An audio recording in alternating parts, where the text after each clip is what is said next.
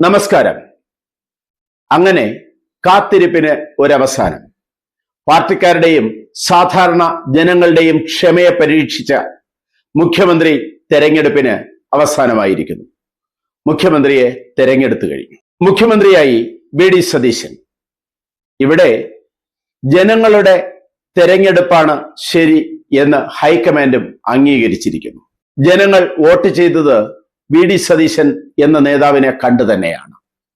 ജനങ്ങൾ പ്രവർത്തിച്ചത് വി.ഡി. സതീശൻ എന്ന നേതാവിന്റെ നേതൃത്വത്തിന് വേണ്ടി തന്നെയാണ്. പക്ഷേ കോൺഗ്രസിന്റെ സ്വതയുള്ള തമ്മിലടിയും കാലുവാരലുമൊക്കെ മുഖ്യമന്ത്രി സ്ഥാനത്തേക്ക് ഇത്രയും ദിവസങ്ങൾ കാത്തിരിക്കേണ്ടി വന്നു. ഇലക്ഷന്റെ കേളുകെട്ട് ഉയർന്നപ്പോൾ തന്നെ കോൺഗ്രസിൽ അസ്വാരസ്യങ്ങൾ തുടങ്ങിയതാണ്.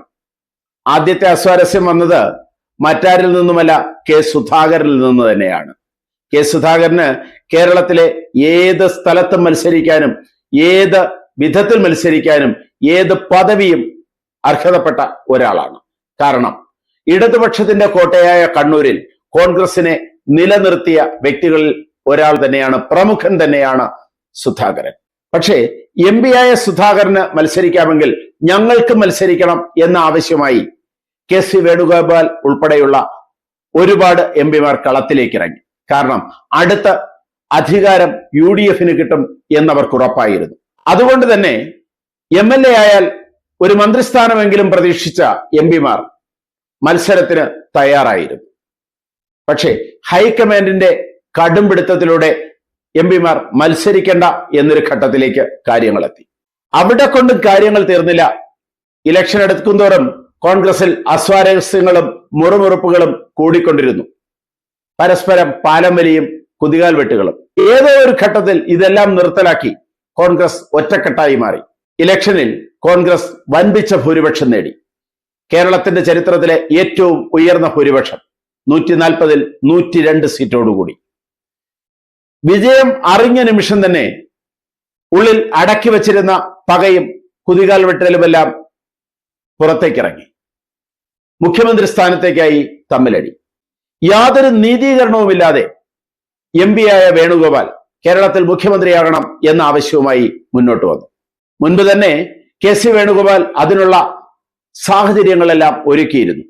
തനിക്ക് വേണ്ടപ്പെട്ടവരെയും തനിക്ക് വേണ്ടപ്പെട്ടവരാകാൻ സാധ്യതയുള്ളവരെയും MLA-മാരായി ഹൈക്കമാൻഡിന്റെ സഹായത്തോടുകൂടി മത്സരിപ്പിച്ച് തനിക്കുള്ള സ്ഥാനം ഉറപ്പിച്ചു വെച്ചിരുന്നു കെ സി വേണുഗോപാൽ. ഒന്നാം പിണറായി സർക്കാരിന്റെ കാലത്ത് പ്രതിപക്ഷ നേതാവായിരുന്ന രമേശ് ചെന്നിത്തല പ്രതിപക്ഷ നേതാവായിരുന്നപ്പോൾ സർക്കാരിനെ മുൾമുനയിൽ നിർത്തിയ ഒരുപാട് സന്ദർഭങ്ങളുണ്ട്. ഒരുപാട് തെളിവുകളും റെക്കോർഡ്സുകളും കൊണ്ട് രമേശ് ചെന്നിത്തല സർക്കാരിനെതിരെ ശക്തമായി പടപൊരുതി. എന്നാൽ അപ്പോഴുണ്ടായ കൊറോണ കാലം കാര്യങ്ങളെല്ലാം മാറ്റിമറിച്ചു. കൊറോണയിൽ സർക്കാർ നൽകിയ കിറ്റും മറ്റനുബന്ധ പ്രവർത്തനങ്ങളും പിണറായി സർക്കാരിനെ രണ്ടാം ഭരണത്തിലേക്ക് അല്ലെങ്കിൽ ഒരു തുടർ ഭരണത്തിലേക്ക് എത്തിച്ചു. രണ്ടാം തുടർ ഭരണമായപ്പോൾ വി.ഡി. സതീശനായി പ്രതിപക്ഷ നേതാവ്. തുടർന്ന് ഇപ്പോൾ നടന്ന ഇലക്ഷനിൽ വി.ഡി. സതീശന്റെ നേതൃത്വത്തിൽ തന്നെ കോൺഗ്രസുകാർ മുന്നിട്ടിറങ്ങിയതാണ്. അപ്പോൾ തീർച്ചയായും വി.ഡി. സതീശൻ തന്നെയായിരുന്നു ആ സ്ഥാനത്തിന് അർഹത. മുൻപും പ്രതിപക്ഷ നേതാവായിരുന്ന ആൾക്കാർ 6ഓളം തവണ കേരളത്തിൽ മുഖ്യമന്ത്രിമാരായ ചരിത്രവും കോൺഗ്രസിനുണ്ട്. വി.ഡി. സതീശന്റെ നേതൃത്വം അംഗീകരിച്ചു തന്നെയാണ് സാധാരണ ജനങ്ങൾ കളത്തിലേക്ക് ഇറങ്ങിയതും വോട്ട് ചെയ്തതും. ആ നേതൃത്വത്തിന് തന്നെയാണ് ജനങ്ങൾ വോട്ടിട്ടത്. അതുകൊണ്ട് വി.ഡി. സതീശൻ തന്നെയായിരുന്നു മുഖ്യമന്ത്രി സ്ഥാനത്തേക്ക് യഥാർത്ഥത്തിൽ അർഹൻ. പലതരത്തിൽ നേതാക്കൾ അങ്ങോട്ടും ഇങ്ങോട്ടും തിരിയുകയും മറിയുകയും ഒക്കെ ചെയ്തപ്പോഴും കളം മാറ്റി ചവിട്ടുകയും ഒക്കെ ചെയ്തപ്പോഴും ജനങ്ങളുടെ പ്രാതിനിധ്യം അല്ലെങ്കിൽ ജനങ്ങളുടെ പിന്തുണ വി.ഡി. സതീശന് തന്നെയായിരുന്നു. അക്കാര്യം ഹൈക്കമാൻഡിനെ അറിയിക്കുന്നതിൽ മുരളീധരനും സുധീറിനുമൊക്കെ വിജയിച്ചു. ആ വിജയത്തിന്റെ ഫലമാണ് ഇപ്പോൾ വി.ഡി. സതീശൻ മുഖ്യമന്ത്രി കസേരയിലേക്ക്.